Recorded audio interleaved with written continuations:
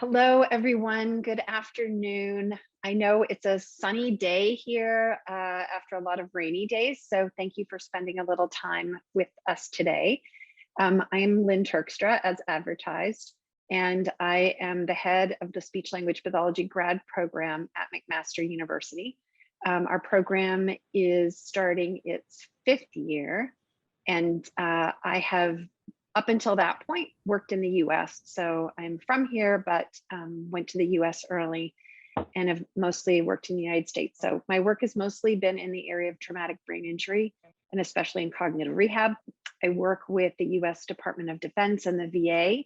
We're actually getting ready to start, hopefully next week, a clinical trial of cognitive rehab. But I've certainly worked with patients with other acquired brain injuries. So I'm hoping to bring that to you today. And I, especially as Megan said, I'm hoping to give you some practical strategies for working with stroke patients. So although I'm talking a little bit about cognitive rehabilitation, I'm also talking about the bigger challenges of working with stroke patients who have cognitive impairments in everything they do. Sorry. I have one disclosure. So McKay Solberg and I have a textbook called Optimizing Cognitive Rehab, which was published in 2011. If you're interested in the book, I don't recommend buying it because we are hard at work on the 2nd edition. So we're hoping to have that done in the next month and hopefully out early in 2022. So it's been translated into a lot of different languages around the world, but that is my disclosure. It's not, as you can imagine, working in rehab, it's not a big income generator, writing this kind of a book as opposed to like a bestseller. But it is a disclosure nonetheless. And a lot of what I'm talking about is in the book. So I want to start by giving you 4 words to remember about today's learner outcomes. And I don't want you to write them down. So I'm just going to tell them to you, and then I'm going to ask you to say them back. Hopefully you're somewhere where it's okay to say them out loud, but otherwise you can just say them to yourself. So if you're ready, the 4 words are intensity, reintegration, education, and interdisciplinary. So if you can say those back. Like in the first mute. You can believe in. Okay, so the words are, the words are intensity, reintegration, education, and interdisciplinary. So you've heard them once, hopefully said them once, and we'll say them again. Okay, a general comment I'd like to make about what we're going to be talking about today is that the things that we're talking about apply to etiologies other than stroke. So really, I'm talking about general principles for patients who have certain patterns of cognitive impairment.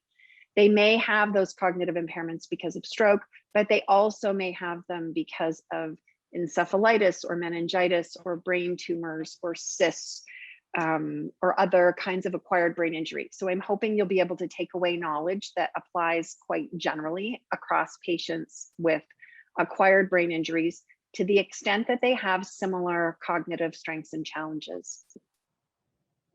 Also, just to remind you, do please post questions in the chat at any time. They pop up on my screen, so I will, I'll monitor those. So as you've seen in the materials for this talk today, the learner outcomes are for us to review, me to review with you, common cognitive impairments that we see across patients, different severity levels and different stages of recovery, to identify practical strategies. And what we're going to start with early is have you critique your own interaction style with patients with cognitive impairments and generate one personal interaction goal. So one thing about your own personal interaction style that you might target for change on your next workday, or maybe this afternoon if you're at work today. Okay, so I'm going to ask you to re-say the 4 words for today's learner outcomes, again, out loud or to yourself.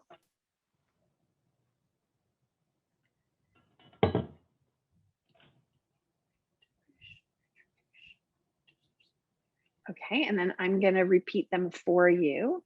They are intensity, reintegration, education, and interdisciplinary. So hopefully you got those right. If you didn't, let me say them one more time, and then I want you to repeat them after me. Intensity, reintegration, education, interdisciplinary. Intensity, reintegration, education, interdisciplinary.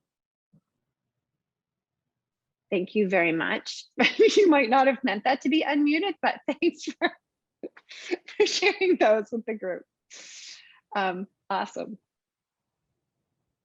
Okay, so for our agenda today, we're going to start with your self-assessment of your communication style before we do the review. So let's start with that right away. In your, oops, sorry about that. I'm gonna skip that. So in the materials for today, you received or got access to on the website a communication style identification chart. So if you could just take a moment and locate that now. What I'm going to do here is I'm going to stop sharing my screen and I'm going to put you into breakout rooms. So what I would like you to do in your breakout rooms, I would like you to choose any 3 of the items on the list and describe your own personal characteristics. So it could be your rate of speech, it could be how often you use sarcasm, whatever you choose. And I'm going to put you in breakout rooms for about 3 minutes just to identify 3 things and share with your group why those things, why you picked those things. So I'm going to create 12 breakout. Great. Okay, so I'm going to just assign you to breakout rooms and then I will bring you back in 3.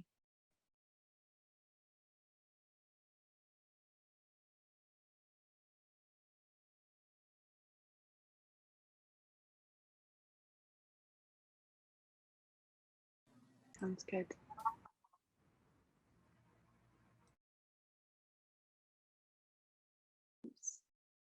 So that was a bit of an experiment.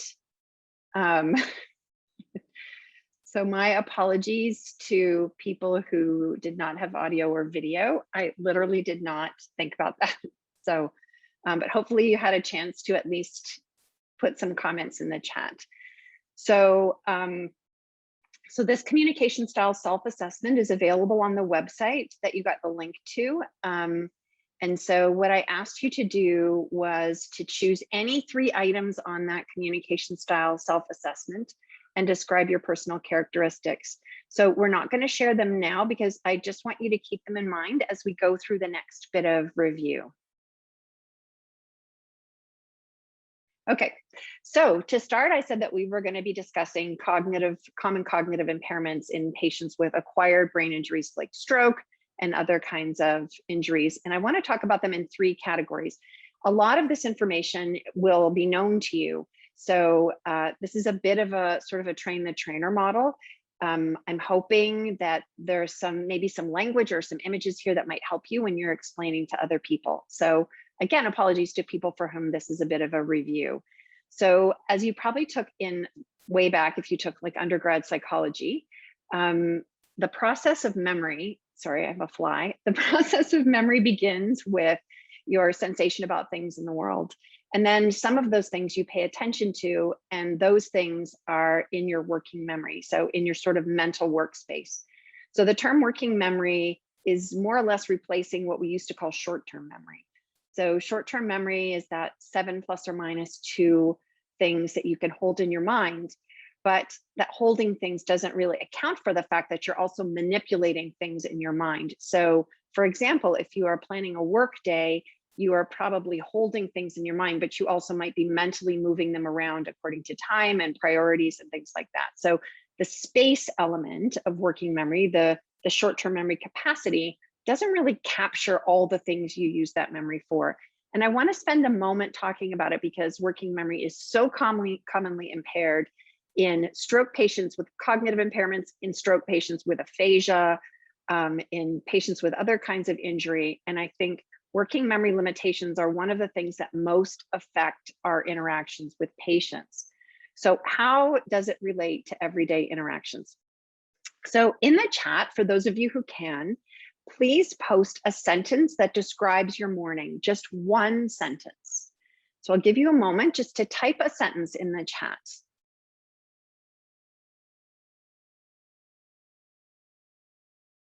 And I'm going to have a look.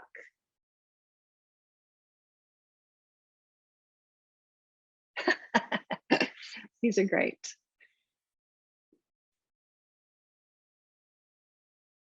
Excellent. Thank you to those of you who are posting.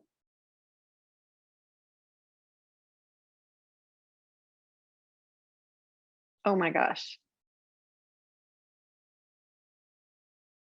Thank you. That is really great.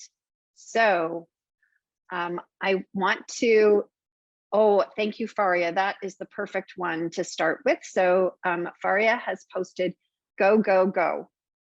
So if you think about the working memory strictly from a capacity point of view, that is short. It is only 3 words. But I would argue that there's a lot implied in that statement. In fact, if someone said to you, how was your morning? And you said, go, go, go, that person might find it funny. They might, depending on your affect, they might realize you were stressed about it. But the thing is, to fully understand go, go, go, you need to read between the lines, or you need to infer a lot of information. For example, it's probably not go, go, go, like I went somewhere and then I went somewhere else and then I went somewhere else, right? That whole expression is meant to mean it was hectic. Like Maggie posted, the morning was hectic. I had to really rush around. Maybe it means I'm tired now. So it's short in number of words, but it's not small in number of mental operations. And a lot of people with acquired cognitive impairments and developmental cognitive disabilities, for that matter, may miss that because of the amount of mental operations you need to do to understand it. And just, I think there was one other one in the chat that was actually, I think the first one that I see here, which is by N Peugeot. Hi, I need my coffee. So I think that probably was, I need my coffee. So that's funny if you say it to someone else, but it's funny because people understand that coffee is caffeine and that caffeine helps you wake up, and that a lot of people really need to start their day with some caffeine, and I can't really function if I don't have caffeine. So again, it's short in number of words, but it's big in number of mental operations. And if you contrast that, this sentence here that Caitlin posted, busy with multiple demands and things going on, kids to feed, appointments. So that has, it's really, if there was an and in there, it would be 3 clauses. So there's multiple words, there's a couple of verbs, there's a bunch of stuff that's elided or dropped out of it, like I have kids to feed, or I must feed my kids. So that's long, that could be taxing in terms of working memory space. So just number of units. And Deanna's is great, because that one shows you that you need the whole context to understand it. So again, if you say, why is it so hot? Someone might automatically be thinking, yes, it's been in the news that it's so hot on the West Coast.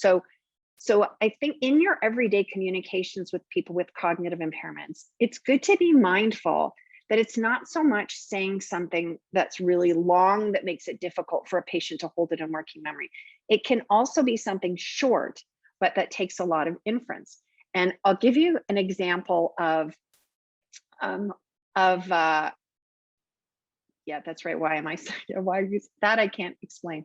This is, I'll just let you read this sentence.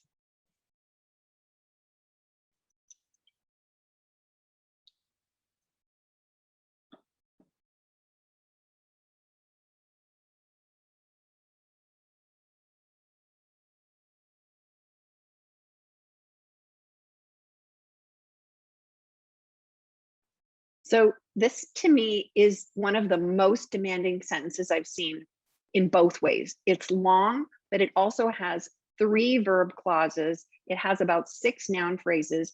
You have to do a bunch of mental reversal because you have to figure out who is the woman who got betrayed. It's a very complicated sentence. And so that is working memory. Your feeling trying to read that sentence is like the feeling of a lot of people with cognitive impairments when they are just trying to function every day. So as Lisa said, I had to read it 3 times. So think about a person with a reduced working memory capacity who you're working with, that what you're saying to them might feel like this sentence feels to you. So I think the challenge for us in clinic is practical strategy number 1, keep it short and simple when you're interacting with patients with working memory limitations. In fact, I would assume that many people have working memory limitations because it's so common, but not childlike. So I think this is where it's really an art form to be able to speak to someone in a way that's grammatically simple, it's computationally simple, but it doesn't sound like you're talking to them like they're a toddler. So that's practical tip number 1. Keep it short and simple, but not childlike. So moving on from working memory is long-term memory. And again, as you may know, there are 2 general flavors of long-term memory. There's what's called declarative memory, which is the memory we can talk about. We know we have it. We can consciously recall it. It's also called explicit memory because you can explain it. It's again, something you can talk about. This is the facts you know, the concepts you have, and those facts and concepts when they have a timestamp.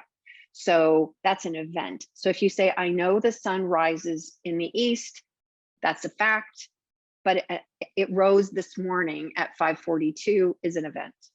So there's that kind of memory that I'm very conscious of. I might even remember when I learned it.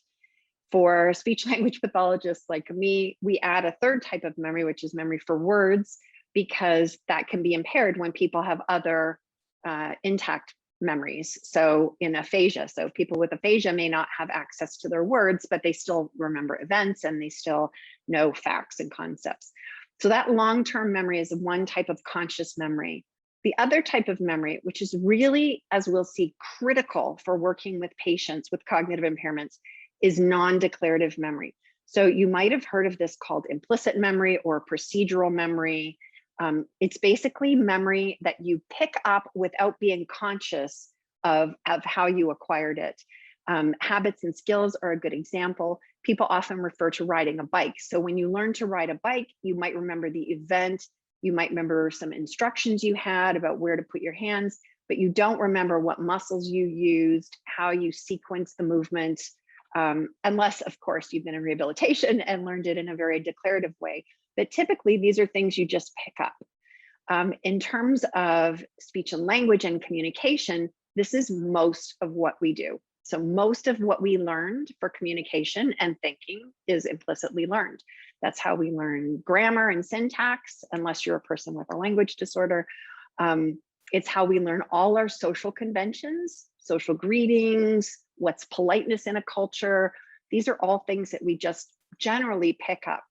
A critical one on this list is emotional associations. And I'm going to come back to that a couple of times this afternoon. So an emotional association is this unconscious connection you have of a feeling with a person, place, thing, or event. So for example, you may have test anxiety. So, you could probably learn to identify it in yourself in a conscious way, but you formed that connection unconsciously. And when I talk about this, the example I always give is naming a baby. So if any of you have had experience with naming a baby, your own or someone else's, you know that often people go through a list of names and they don't like a lot of them and they can't explain why. So it's like, I want to use this name, no, but they don't know why. And the reason is probably because someone in the past in your life, you've had a negative emotional association with, and you probably can't remember that person, you can't remember the event, but now for some reason that name it doesn't feel right to you as a name for a baby. So those are non-declarative, automatically formed memories. A key thing here is they don't go through working memory. This is a separate memory system. You pick them up like a sponge, as we'll see, through repetition of things in the environment. You can't consciously remember an automatic memory. And I think a lot of our challenge in rehab is we're taking things that were learned non-declaratively, and now we're trying to reteach them to a patient in a very declarative way. And that's a critical difference to keep in mind when we're doing intervention. Okay, so 4 words for today's learner outcomes. I'll ask you to say those to yourself.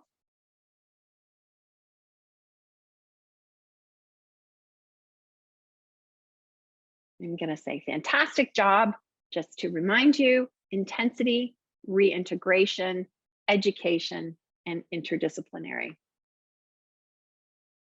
Okay, so how do we form these memories? Declarative memories are dependent on conscious experience to encode and recall them. If I want you to remember my name, I may, if I say to you, I want you to remember my name, let's talk about it. I'll give you some cues. You know, it's Lynn, it's short, it only has 1 N, which is, I have no idea why, but maybe because my parents were economical. These memories are stored by meaning, by semantic association. So if you can't remember something, someone could give you a cue, or you could see a cue and it would help you.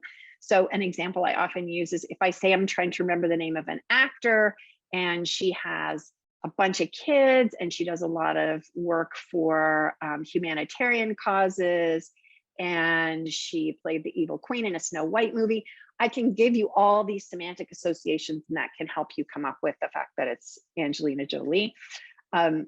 You can learn something and get it wrong once, and that sticks in your mind. So the role of errors depends on things like the consequences.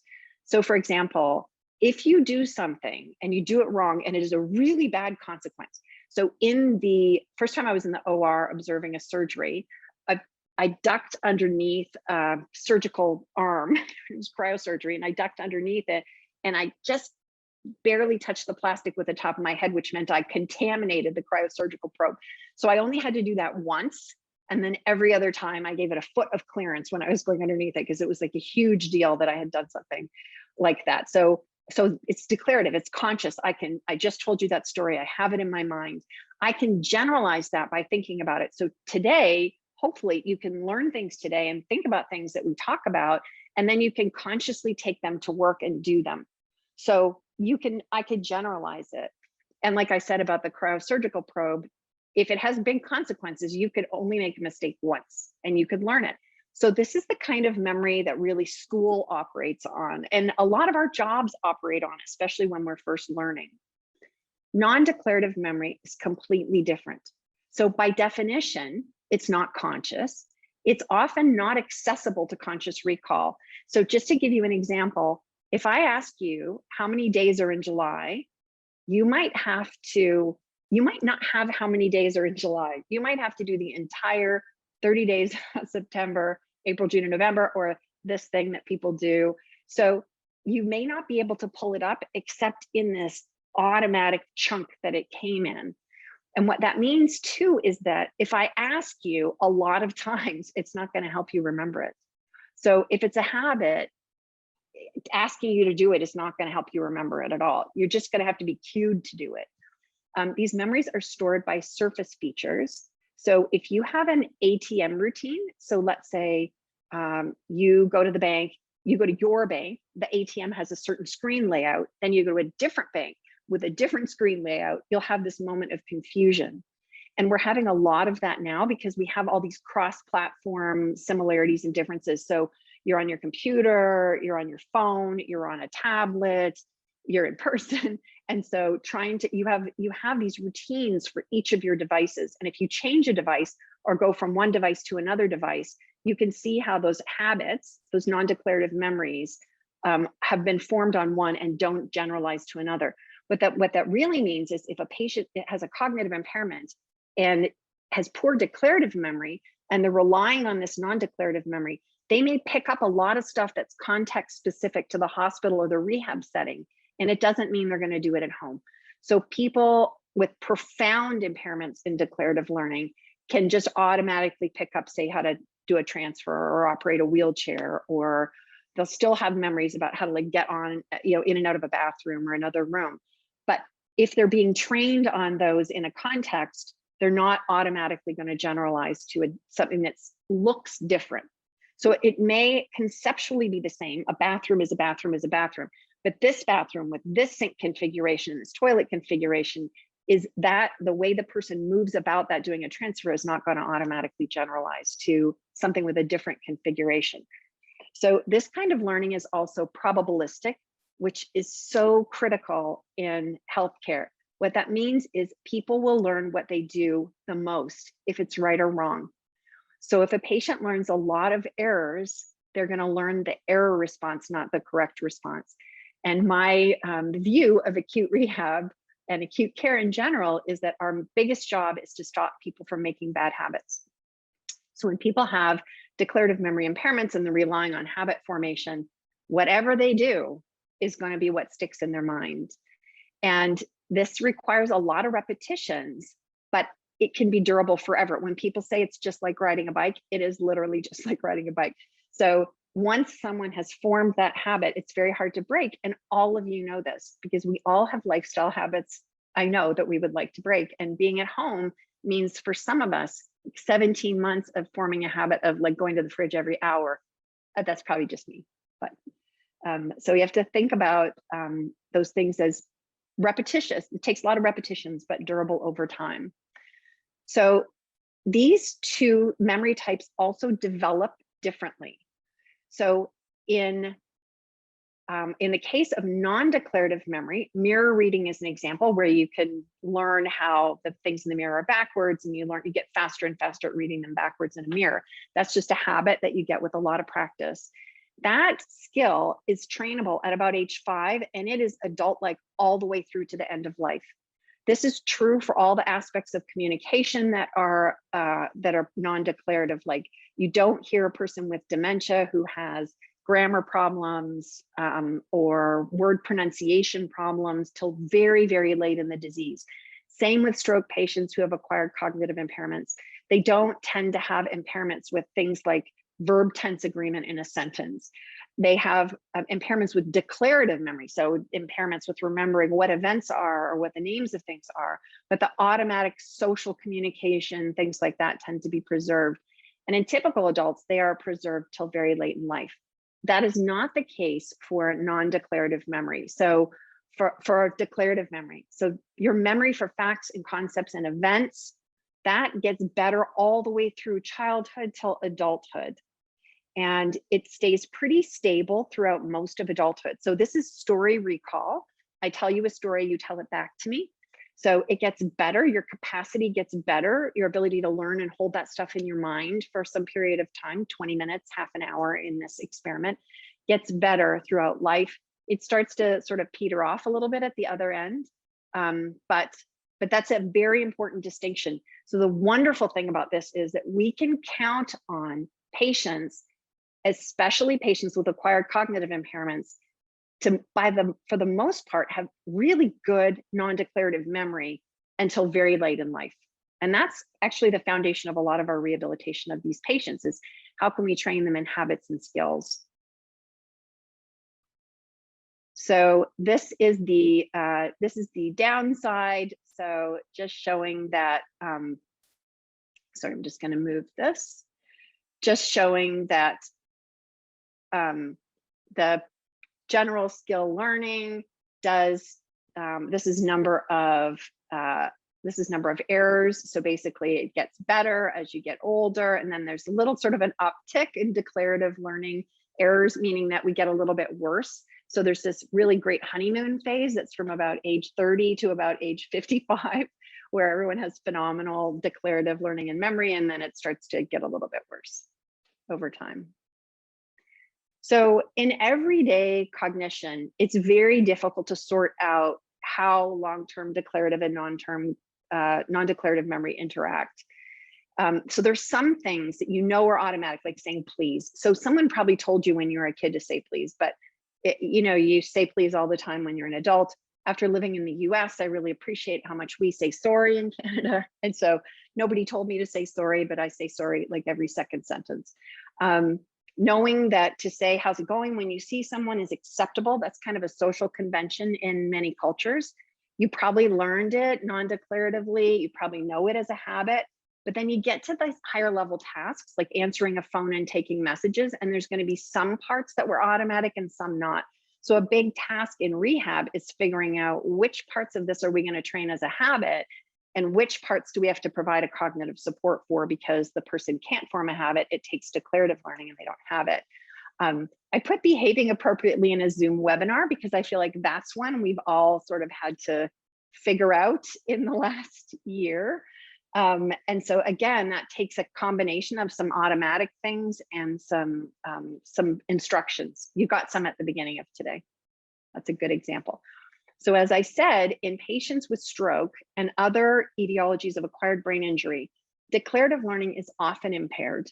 So it's common. It's common in any patient, well, as you'll see in the next slide, any patient who has had a loss of oxygen to the brain, for example. So people with heart attacks, children with near drowning, it's anything that involves oxygen, the brain losing oxygen. Declarative learning tends to be impaired, and non-declarative learning tends to be preserved. And the reason is they have different anatomical bases or underlying mechanisms. So declarative learning and memory tends to be very dependent on medial temporal lobe structures. So hippocampus, parahippocampal gyrus, these structures that are in the very middle of the brain that are incredibly oxygen demanding. So forming these new declarative memories takes a lot of metabolism. And so any drop in oxygen can affect the formation of those new declarative memories. That also includes something like not just loss of oxygen, but electrical disruption, like in seizures. So a lot of people have temporal lobe seizures. And by temporal lobe, that's typically hippocampus, parahippocampal gyrus. So these like limbic system structures that are the source of the atypical electrical activity. So those parts of the brain are pretty vulnerable. Non-declarative memory, nobody's really sure what part of the brain we use for it, but it seems to be more cerebellar subcortical.